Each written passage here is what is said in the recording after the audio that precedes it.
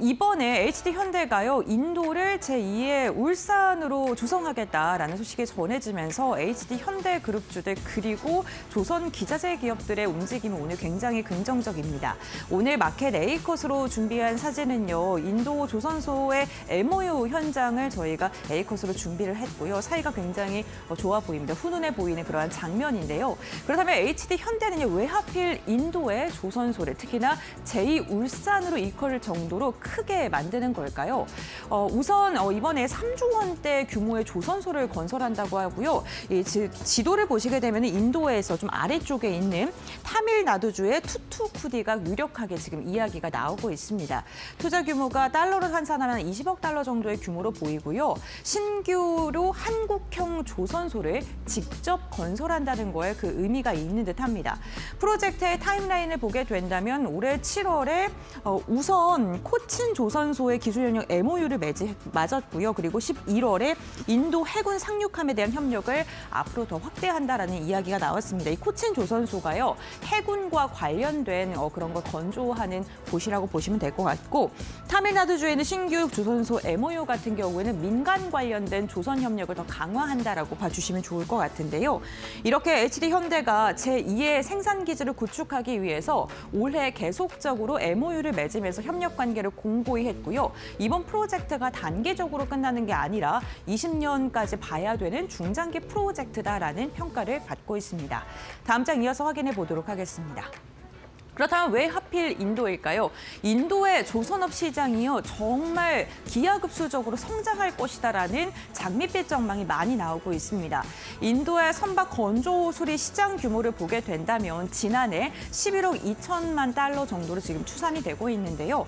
33년도에는 80억 달러를 돌파할 것으로 지금 예상이 되고 있습니다. 인도의 목표가 2030년 세계 10위 그리고 무려 47년에는 세계 5위까지 껑충 뛰어오르려고 지금 여러 가지 투자를 선택하고 있는 건데요. 현재는 굉장히 시장 규모가 작습니다. 글로벌 조선 점유율이 0.05%에 불과한 수준이고요. 인도의 조선사 28곳이 지금 중소형 선박만 건조를 하고 있는, 기술력이 지금 많이 우리나라와 비교했을 때는 좀 뒤처지는 듯한 모습이 나타나고 있죠.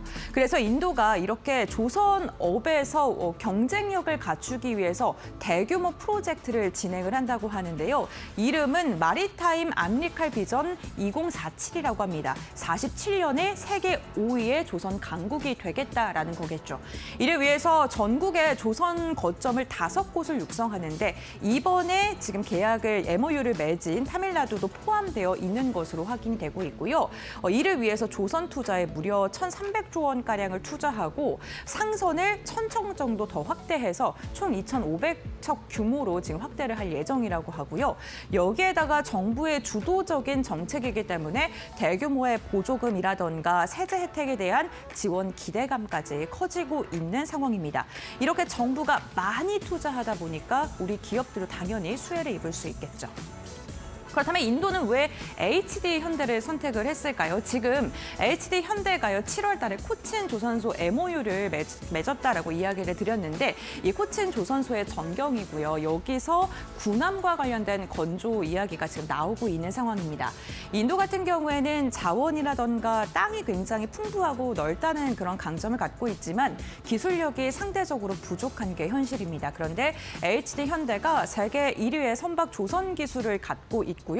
중국에 맡기기에는 지정학적 리스크가 좀 크고요. 미국과 중국의 관계가 계속해서 경색돼 있고 미국이 중국의 압박을 지속하고 있기 때문에 인도가 중국이라도 손을 잡는 것도 조금 어불성설이겠죠. 그렇기 때문에 타밀나두주가 직접 HD현대 러브콜을 보내서 이번 MOU가 성사됐다고 합니다. 다음 장을 통해서 이어서 이야기 나눠보도록 하겠습니다. 네, HD현대가요. 근데 이번에 계약을 체결한 게요. 단순히 수주를 이렇게 체결한 게 아니고 K조선의 기술력을 패키지로 묶어서 이번 인도에 이식을 한다는 게 시장에서 좀 주목을 하고 있습니다. 설계, 구조, 건조 그리고 운영 전부를 좀 이전하는 거고요. 크레인까지 좀 설치를 한다고 합니다. 여기에다가 국내 기자재 관련된 기업들 동반적으로 인도에 진출하기 때문에 오늘 기자재 관련 기업들의 주가 추이가 분위기가 굉장히 좋죠. 여기에다가 생산성이나 품질을 관리하는 우리나라의 기술력 시스템 그리고 인력을 어떻게 교육하는지 그 프로그램까지 패키지로 묶어서 이번에 이전을 하는 게 가장 중요한 포인트라고 하고요. 그러니까 민간과 군수를 같이 인도 시장에서 좀 캐파를 늘리기 위한 투트랙 전략을 지금 HD 현대 측에서는 짜고 있는 듯합니다.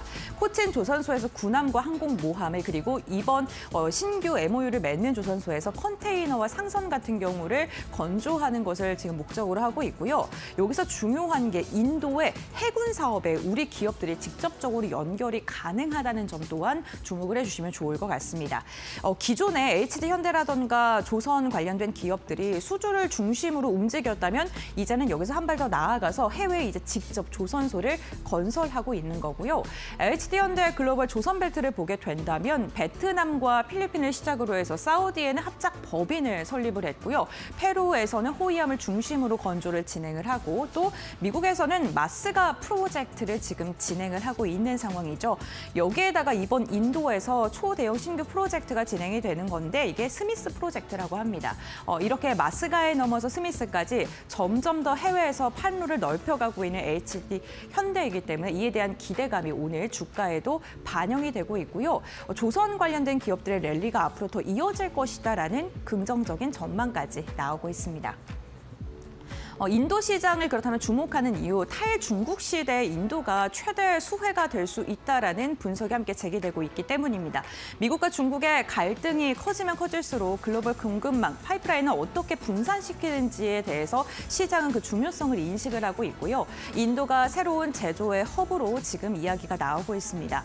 특히나 인도와 중국과의 관계가 막 너무 우호적이지는 않기 때문에 인도의 그 풍부한 인력 자원들, 그 넓은 토지와 그리고 여러 가지의 그런 긍정적인 모습들을 이제 시장에서는 주목을 하고 있는 건데요.